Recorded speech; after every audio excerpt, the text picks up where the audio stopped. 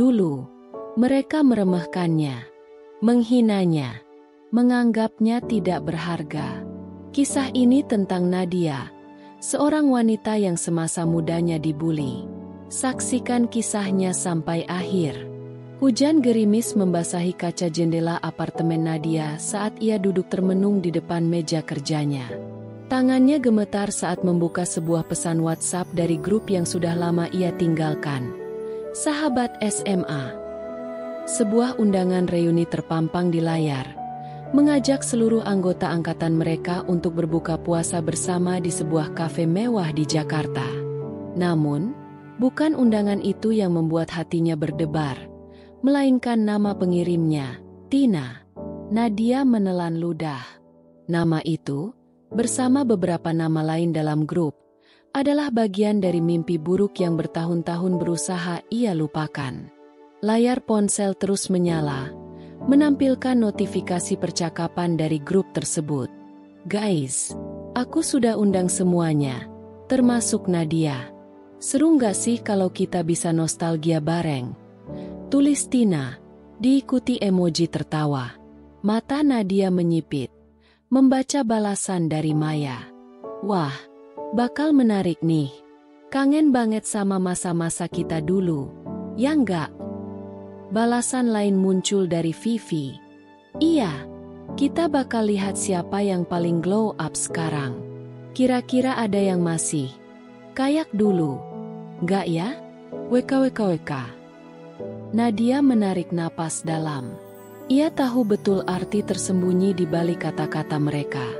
Dulu, selama 3 tahun di SMA, Nadia adalah sasaran empuk ejekan dan hinaan mereka.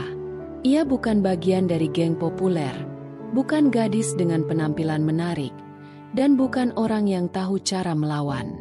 Setiap hari ia harus menghadapi bisikan-bisikan sinis, tawa ejekan di belakang punggungnya, hingga panggilan-panggilan kejam seperti Bibi Kutu Buku atau Si Lugu Cupu. Puncaknya adalah ketika mereka dengan sengaja menjebaknya dalam skandal memalukan di acara perpisahan sekolah, membuatnya menangis di depan seluruh siswa. Sejak hari itu, ia bersumpah untuk berubah. Dan kini, setelah bertahun-tahun berlalu, mereka tiba-tiba muncul kembali.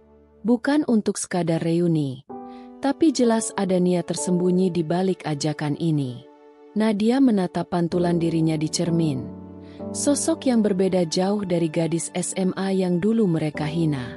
Rambutnya kini tergerai indah, wajahnya bersinar dengan kepercayaan diri, dan di balik layar laptopnya, terhampar laporan keuangan dari bisnis kulinernya yang kini telah berkembang pesat di ibu kota. Tidak ada lagi gadis lugu yang bisa mereka injak. Namun, alih-alih marah atau takut, Nadia justru tersenyum kecil. Baiklah, gumamnya pelan. Jemarinya mengetik balasan singkat. Tentu, aku akan datang. Hanya itu, tidak lebih, tidak kurang. Dan dalam hitungan detik, grup tersebut langsung riuh dengan balasan penuh antusias, atau lebih tepatnya, penuh kepura-puraan.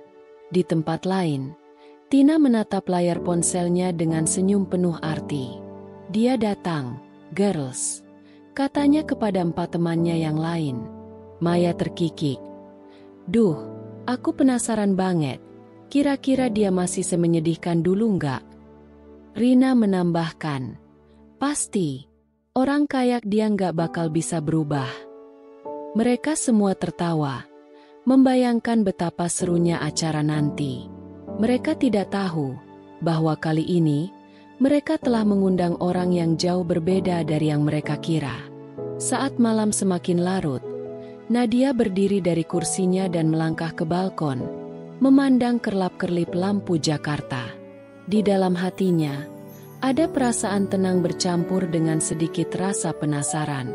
Bukan untuk membuktikan sesuatu pada mereka, tetapi untuk melihat sendiri bagaimana waktu telah membalikan keadaan.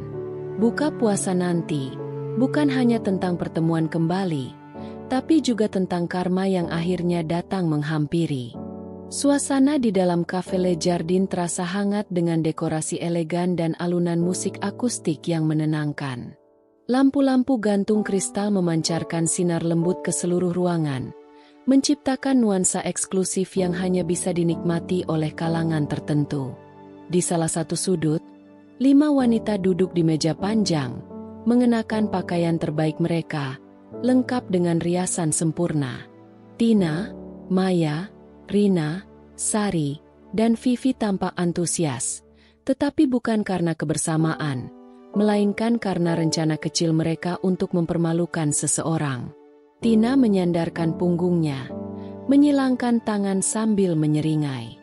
Lama banget, ya? Kira-kira dia datang gak, sih? Tanyanya dengan nada meremehkan. Vivi menatap layar ponselnya, membaca pesan terakhir dari Nadia. Dia bilang bakal datang. Kok? Aku penasaran. Dia bakal kayak gimana, ya? Rina terkikik, menyesap minumannya. Dulu aja dia kayak anak kampung. Gak mungkin dia berubah jadi seseorang yang keren tiba-tiba. Sari mengangkat alisnya, memperhatikan sekeliling kafe. Tapi tempat ini mewah banget, ya? Gue kira kita bakal reuni di restoran biasa. Tapi ternyata malah di sini. Maya mengangguk setuju. Iya, katanya pemiliknya tuh masih muda banget dan sukses besar. Mungkin kita bisa coba kenalan. Siapa tahu ada peluang bisnis. Mereka semua tertawa kecil, tidak menyadari bahwa takdir telah menyiapkan kejutan yang jauh lebih besar dari sekadar peluang bisnis. Tiba-tiba, pintu utama kafe terbuka. Seorang wanita melangkah masuk dengan anggun.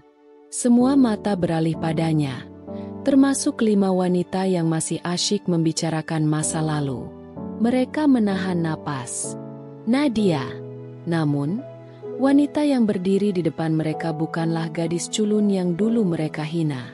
Kini, ia mengenakan gaun berwarna navy yang elegan, rambut panjangnya tertata sempurna, dan wajahnya memancarkan kepercayaan diri yang tak terbantahkan.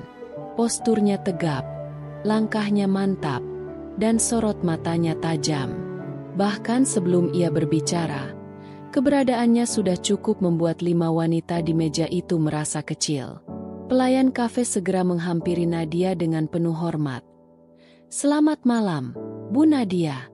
Semua sudah kami siapkan sesuai permintaan Anda. Nadanya penuh penghormatan, sesuatu yang jelas tidak biasa bagi tamu biasa. Mata Tina dan yang lainnya membelalak. Bu Nadia? Bisik Maya nyaris tak percaya. Jangan bilang. Nadia menoleh ke arah mereka dan tersenyum kecil sebelum melangkah mendekat. Hai, semuanya. Maaf kalau aku membuat kalian menunggu. Suaranya tenang, namun menyiratkan sesuatu yang membuat bulu kuduk mereka meremang. Ia kemudian menarik kursi dengan anggun dan duduk di hadapan mereka. Kehadiran Nadia membawa atmosfer yang berbeda. Kelima wanita itu saling bertukar pandang, mencoba mencari celah untuk meremehkan atau sekadar melontarkan sindiran, tetapi tak ada satupun kata yang bisa keluar. Mereka masih berusaha memahami kenyataan bahwa wanita yang dulu mereka hina kini duduk di depan mereka dengan wibawa seorang penguasa. Setelah beberapa saat sunyi, Tina akhirnya tertawa kecil, mencoba mengendalikan situasi. Wow, Nadia, kamu berubah banget. Aku hampir nggak mengenalimu. Sari mengangguk cepat. Iya, kamu beneran stunning sekarang. Tapi di balik pujian mereka, ada getaran ketidaknyamanan yang mulai menjalar. Nadia hanya tersenyum, meraih gelas berisi air putih di depannya, lalu menyesapnya perlahan. Kemudian, dengan suara lembut namun menusuk, ia berkata, "Terima kasih. Aku juga hampir tidak mengenali kalian. Tapi mungkin karena sekarang aku melihat kalian dari sudut pandang yang berbeda." Saat itu, sebuah fakta mulai meresap dalam benak mereka, menghadirkan ketakutan yang tak terduga. Mereka telah meremehkan orang yang salah. Udara dalam kafe Le Jardin terasa semakin berat. Seakan waktu berjalan lebih lambat dari biasanya. Suara percakapan dari meja-meja lain terdengar sayup. Tetapi di meja tempat Nadia duduk bersama kelima mantan perundungnya, hanya ada keheningan yang menyiksa. Mereka masih berusaha mencerna fakta bahwa kafe mewah ini bukan hanya tempat reuni biasa, tetapi milik Nadia sendiri. Tina mencoba mengendalikan situasi, memasang senyum yang dipaksakan. Wow, jadi, tempat ini milik kamu? Keren juga, Nat. Gak nyangka kamu bisa sampai di titik ini. Suaranya terdengar santai, tetapi matanya menyiratkan ketidakpercayaan. Nadia hanya tersenyum tipis, menatap mereka satu persatu. Terima kasih. Aku sendiri juga gak nyangka hidup bisa berputar seperti ini. Maya tertawa kecil, mencoba mencairkan suasana. Pasti perjuangannya berat, ya? Aku ingat dulu kamu tuh pemalu banget. Mana mungkin bisa jadi pengusaha sukses? Ada yang bantu, ya? Tanyanya, berusaha mencari celah untuk meremehkan Nadia. Namun, Nadia tetap tenang. Ia meletakkan sendoknya dengan anggun, lalu menatap mereka dengan mata tajam. Aku memang dulu pemalu. Tapi ada satu hal yang aku pelajari dari masa lalu. Kadang, perlakuan buruk dari orang lain bisa menjadi bahan bakar terbaik untuk membuktikan bahwa aku lebih dari sekadar gadis cupu yang kalian hina dulu. Kata-kata itu langsung menusuk, membuat kelima wanita itu saling bertukar pandang dengan canggung. Sari yang sejak tadi hanya diam, akhirnya berdeham pelan. Kamu masih ingat semua itu? Nadia menghela napas, lalu tersenyum sinis. Mana mungkin aku lupa?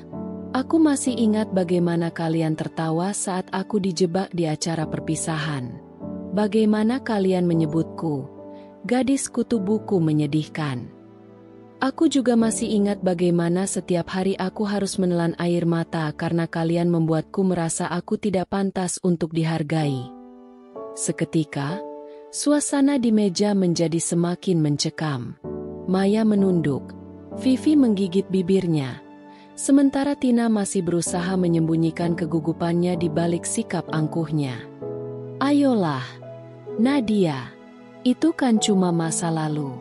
Kita semua sudah dewasa sekarang. Nadia tersenyum tipis, matanya masih tajam menatap mereka. Benar, kita sudah dewasa. Tapi kalian yang memutuskan untuk mengundangku dengan niat buruk, berharap aku masih seperti dulu. Kalian tidak benar-benar ingin reuni, kan? Kalian hanya ingin memastikan bahwa aku masih berada di bawah kalian. Mereka terdiam, tak bisa membantah. Karena memang itulah niat mereka. Tidak ada yang menyangka bahwa mereka justru akan berhadapan dengan versi Nadia yang berbeda. Versi Nadia yang lebih kuat dan lebih berkuasa. Dan seakan kejutan malam ini belum cukup, seorang pria tiba-tiba menghampiri meja mereka. Posturnya tegap, wajahnya tampan dengan senyum yang begitu menawan. Arman, pria yang dulu menjadi idola di sekolah mereka. Pria yang dulu mereka semua coba dekati, tapi tak satu pun dari mereka yang berhasil mendapatkan perhatiannya. Maaf aku agak telat, sayang, kata Arman sambil menatap Nadia penuh kasih sayang. Kemudian, ia menoleh ke arah 5 wanita yang kini terpaku dengan ekspresi terkejut. Oh, kalian teman SMA Nadia, ya? Senang akhirnya bisa bertemu. Tina merasakan seluruh dunianya runtuh dalam sekejap. Matanya membelalak, jantungnya berdegup kencang. Nadia menikah dengan Arman? Sementara itu, Nadia hanya tersenyum penuh arti, menikmati bagaimana karma akhirnya datang menghampiri mereka, tanpa ia harus melakukan apapun. Keheningan menyelimuti meja panjang itu. 5 wanita yang dulu begitu angkuh kini tampak terpaku.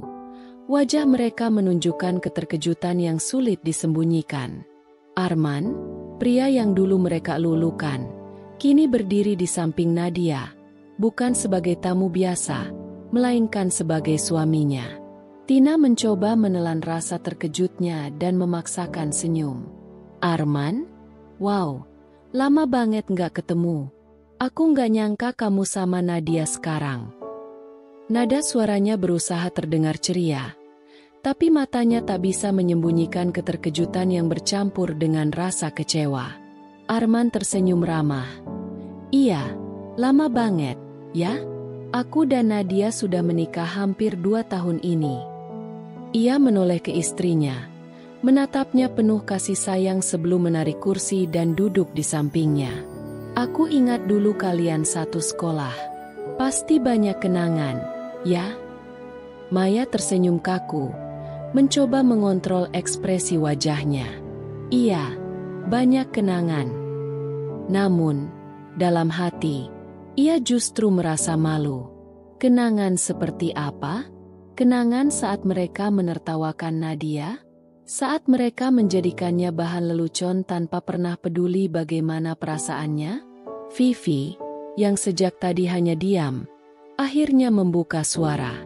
Jujur, aku nggak nyangka Nadia bisa sukses seperti ini. Kafe ini luar biasa, dan kamu. Ia melirik Arman sekilas sebelum kembali menatap Nadia. Benar-benar berubah, dalam segala hal. Nadia tersenyum kecil, menyadari betapa sulitnya bagi mereka untuk menerima kenyataan ini. Aku tidak berubah. Aku hanya menunjukkan siapa diriku sebenarnya. Jawabannya sederhana, tapi cukup untuk menusuk mereka lebih dalam. Rina, yang merasa tidak nyaman dengan suasana ini, akhirnya menghembuskan napas panjang. Nadia, aku tahu mungkin kami dulu bukan teman yang baik buat kamu. Tapi, jujur, aku nggak nyangka kamu masih menyimpan semua itu. Nadia menatap Rina dengan sorot mata tajam. Kalian mungkin lupa karena bagi kalian, itu hanya sekadar candaan. Tapi bagi aku, itu adalah luka yang bertahun-tahun aku bawa. Suasana kembali sunyi. Tidak ada yang bisa membantah kata-kata Nadia, karena itu adalah kebenaran yang telak. Tina, Maya, Rina, Sari, dan Vivi kini sadar bahwa mereka tidak lagi berkuasa. Mereka bukan lagi gadis-gadis populer yang bisa mempermainkan orang lain sesuka hati. Kali ini, mereka adalah pihak yang harus menghadapi kenyataan bahwa dunia telah berputar, dan posisi mereka tidak lagi di atas. Nadia meraih tangan Arman dengan lembut, lalu menatap wanita-wanita di hadapannya dengan ekspresi tenang. Aku datang ke sini bukan untuk membalas dendam. Aku hanya ingin melihat bagaimana waktu mempermainkan takdir kita. Dan aku rasa, aku sudah mendapatkan jawabannya. Tina menggigit bibirnya, menahan rasa malu yang membakar dalam dirinya. Untuk pertama kalinya, ia merasakan bagaimana rasanya berada di posisi yang lebih rendah. Dan untuk pertama kalinya, ia sadar bahwa Nadia tidak pernah membutuhkan pengakuan dari mereka, karena ia sudah menang, bahkan tanpa harus berusaha. Suasana di meja itu masih terasa tegang. Tak ada lagi canda tawa palsu atau usaha mereka untuk menjatuhkan Nadia. 5 wanita itu kini duduk dalam diam, menunduk, dan sesekali mencuri pandang ke arah Nadia yang tampak begitu tenang. Tak ada kebencian atau dendam di matanya. Hanya ketenangan seseorang yang telah menang tanpa perlu berperang. Pelayan datang membawakan hidangan berbuka puasa, tetapi tak satu pun dari mereka yang menyentuh makanan mereka dengan lahap. Rasa lapar yang sebelumnya mereka rasakan kini tergantikan oleh sesuatu yang lebih kuat, rasa malu dan penyesalan. Rina memainkan sendoknya tanpa bersuara, sementara Maya sesekali melirik Tina, seolah berharap pemimpin geng mereka di masa SMA bisa melakukan sesuatu untuk mengembalikan keadaan. Tapi kali ini, bahkan Tina tak punya kata-kata untuk menyelamatkan harga diri mereka. Nadia mengambil segelas teh hangat, meniupnya perlahan, lalu menyesapnya dengan santai. Aku harap kalian tidak mengundangku ke sini hanya untuk mengenang masa lalu yang pahit, katanya pelan. Namun setiap kata begitu jelas terdengar. Karena aku sudah selesai dengan itu semua. Tina menghela napas panjang, akhirnya mengakui kekalahan. Aku mungkin harus minta maaf. Suaranya lebih pelan dari biasanya, kehilangan nada arogannya. Kami dulu memang jahat sama kamu, Nadia. Dan aku sadar sekarang, kita nggak lebih dari orang-orang bodoh yang merasa lebih baik dengan merendahkan orang lain. Nadia menatapnya lama sebelum akhirnya tersenyum kecil. Aku tidak butuh permintaan maaf kalian, Tina. Matanya teduh, tanpa dendam sedikit pun. Karena aku sudah memaafkan kalian sejak lama. Aku tidak ingin hidup dalam bayang-bayang masa lalu. Jawaban itu membuat mereka semakin terdiam. Betapa mudahnya Nadia melangkah maju, sementara mereka masih terjebak dalam mentalitas lama mereka. Malam itu, mereka belajar satu hal. Kadang, karma tidak datang dalam bentuk kehancuran, tetapi dalam bentuk seseorang yang mereka remehkan tumbuh jauh lebih tinggi dari mereka. Setelah beberapa saat, Nadia berdiri, menggandeng tangan Arman dengan lembut. Terima kasih sudah mengundangku. Semoga kalian bisa menemukan kebahagiaan masing-masing. Ucapnya sebelum melangkah pergi, meninggalkan 5 wanita yang masih terpaku dalam diam. Ketika pintu kafe tertutup di belakang Nadia dan Arman, Tina dan teman-temannya tahu bahwa malam ini bukan hanya tentang reuni biasa. Ini adalah pelajaran pahit tentang kesombongan, tentang bagaimana mereka telah kehilangan sesuatu yang tidak bisa mereka kembalikan, kesempatan untuk menjadi bagian dari hidup seseorang yang kini jauh lebih bersinar dari mereka. Karma bukan selalu tentang pembalasan yang kejam, tetapi tentang bagaimana hidup memberikan pelajaran pada waktunya. Mungkin kita tidak bisa menghapus kesalahan di masa lalu, tapi kita selalu bisa belajar dan menjadi lebih baik.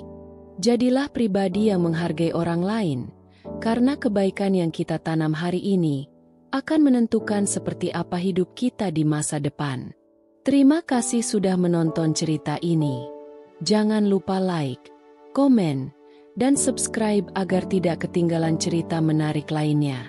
Sampai jumpa di video berikutnya.